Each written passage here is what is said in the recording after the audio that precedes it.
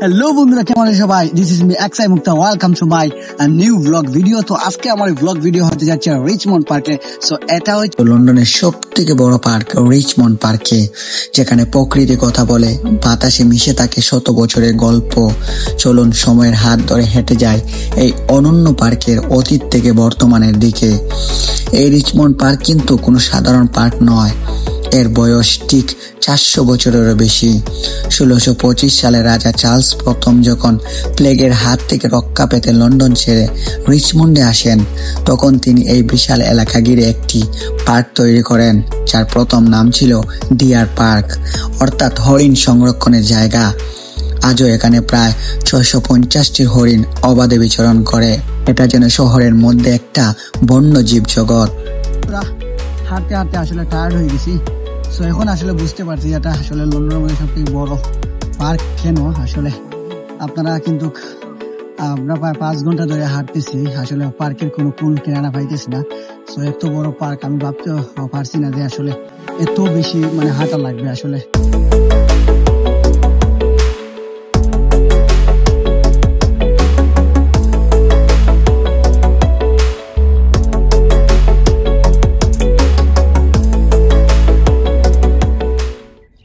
তাদের এই স্বাধীন চলাফেরা, নিঃশব্দে গাছপালার ফাঁকে লুকিয়ে থাকা জীবন, সব মিলিয়ে এটা যেন এক সজীব ঐতিহ্য। রিচমন্ড পার্ক শুধু ইতিহাস নয়, এটা লন্ডনবাসী প্রতিদিনের শান্তির স্থানও। কারোর জন্য এটা একটা পিকনিক স্পট, আবার কারোর জন্য সাইকেল রাইডের রুট, আবার কারোর জন্য নিঃসঙ্গতায় কাটানো পরম সাথী। পার্কে রয়েছে ইসাবেলা প্লান্টেশন। বন্ধুরা, এই মুহূর্তে আমরা চলে আসলাম রিচমন্ড পার্কের ভিতরে সব থেকে ফেমাস একটা জায়গা, যেটাকে বলা হয় ইসাবেলা প্লান্টেশন, যা বসন্তকালে ফুলে ফুলে রঙিন হয়ে ওঠে, এবং এখান থেকে আপনি দেখতে পারবেন থেমস নদীর মনোমুগ্ধকর দৃশ্য। 400 বছর পার হলেও রিচমন্ড পার্ক আজও আমাদের নতুন করে জীবনের স্বাদ দিতে জানে।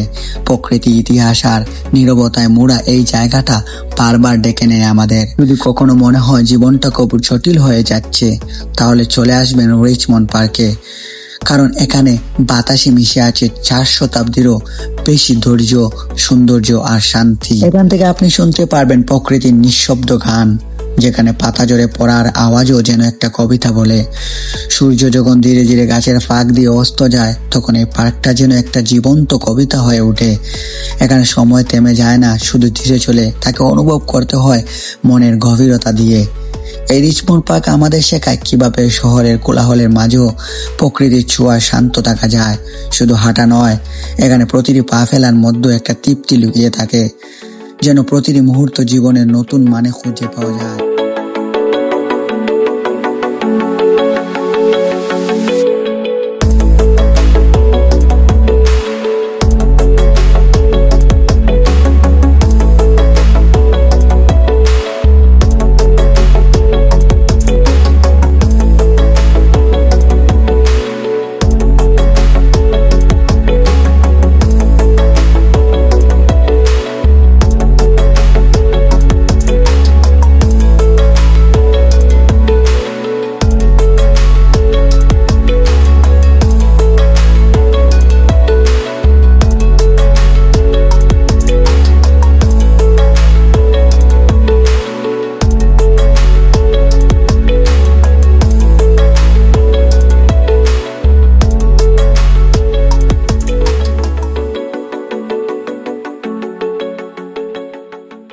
আমরা আসলে অনেক বেশি টায়ার্ড হয়েছিলাম, আমি আগেই বলছি।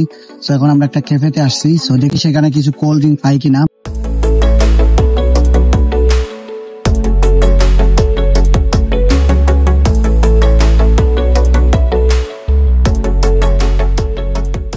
তখন একবার এসে দাঁড়াবেন এই রিচমন্ড পার্কের সবুজ ঘাসে। এই পার্কে শুধু একটা জায়গা নয়, এটা এক অনুভব, এটা ইতিহাস, প্রকৃতি আর মানুষের চিরন্তন টানের এক নিঃশব্দ মিলনস্থল। এটা ছিল আমার রিচমন্ড পার্ক ভ্রমণ। কেমন লাগলো কমেন্টে জানাবেন। ভিডিও ভালো লাগলে লাইক আর সাবস্ক্রাইব করতে ভুলবেন না। আল্লাহ হাফেজ।